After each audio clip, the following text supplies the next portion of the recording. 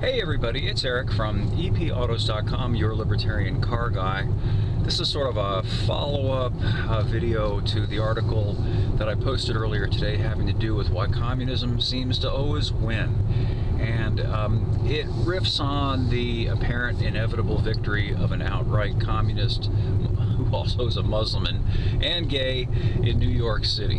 And people wonder why this is happening. Well, I think it's happening because it's already happened. For the most part, most Americans, to one degree or another, accept all of the premises of socialism, and socialism is kind of the attenuated or somewhat thinner, somewhat weaker, somewhat less openly honest version of communism that inevitably we get to when we buy into socialism. You know, socialism likes to pretend that, oh, it's just the public good, we're all in this together, and inevitably what it means is a handful of people who are the ones that control the collective are the ones who dictate to the collective. That's really what Lenin meant, by the way, by dictatorship of the proletariat. It means he dictates because he embodies the proletariat, just as Hitler is Germany and Germany is Hitler, said Rudolf Hess. Some say I look like Rudolf Hess's grandson, and maybe so, but I've gotten no benefit out of that. Anyway, and this applies equally to Democrats and Republicans, because at the end of the day, the majority of them also buy into all of this socialist stuff. One very good example being the fact that nobody can own any meaningful property in this country, particularly, I'm talking about real estate, I'm talking about your home and land. Yeah, you're allowed the legal fiction of ownership. You know, it says your name on the piece of paper. But even after you've paid off the mortgage lender, you're still making payments, aren't you? And those payments are rent. They call it property tax, but it amounts to the same thing. You have a landlord. If you fail to pay the rent/property tax, what will happen? Well, the landlord will come and take your property, won't he? And he'll kick you out of it. And that pretty much tells you, doesn't it, who actually owns your property. We have income taxes, we have government schools, we can't even do business without permission, and when we do work, the government decides to take an arbitrary percentage of what we earn for various purposes, and that applies at the federal and mostly the state level for most people too. And then there are social security taxes and various other taxes, and you know, people think and wonder, oh, how could it be that we seem to be slouching toward communism? Well, that's why. And I think until somehow Americans, enough of them, recover their moral senses and get back to this idea that if it ain't yours, it ain't yours.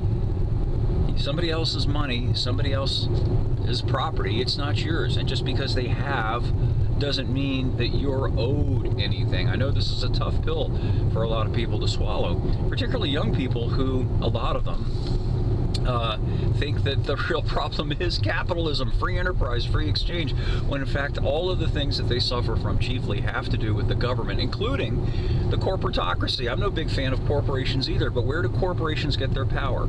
They get them from the government, don't they? A corporation is a government. It's a government charter. You take away the government and the corporations have no power. I mean, it wasn't Pfizer that tried to force the entire population to take its drugs, was it?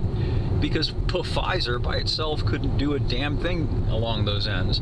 On the other hand, the government can do a great deal along those ends, as by making it such that if you don't take the drugs, you'll lose your job via OSHA. Remember when they tried to do that?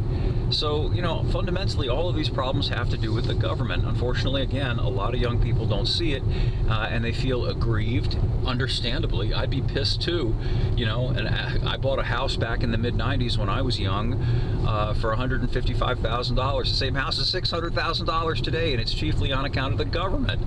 You know, people are being priced out of any kind of a reasonable life, and so they start to be attracted by these offers of free things that socialists and communists offer. It's the same age-old scam. They just repackage it and they give it different names. Democrats, progressives, what have you. It's all the same thing. It's all collectivism. It's all the same thing fundamentally. And for a more in-depth discussion of this, I strongly recommend checking out some of the works of Ayn Rand. She was very good at picking picking apart the whole collectivist shibboleth. And if you haven't checked her stuff out, I recommend it. She can be a bit strident in a lot of ways, but she was spot on in her analysis of coercive collectivism, which is really what we're dealing with.